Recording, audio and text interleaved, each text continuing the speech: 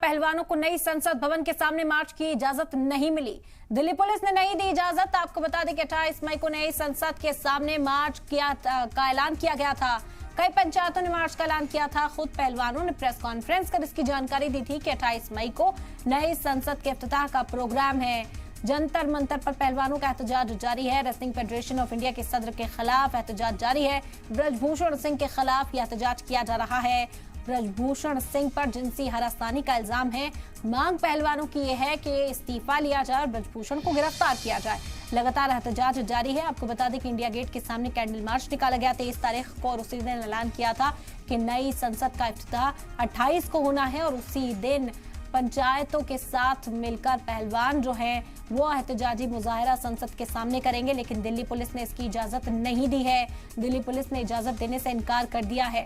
बड़ी खबर है इस वक्त की, पहलवानों को नई संसद भवन के सामने मार्च की इजाजत दिल्ली पुलिस के जरिए नहीं दी गई। मना किया गया है मार्च करने के लिए। 28 मई को नई संसद के सामने मार्च का ऐलान पहलवानों की ओर से किया गया था। कहा गया कि कई पंचायतों की जो है हिमायत हासिल है।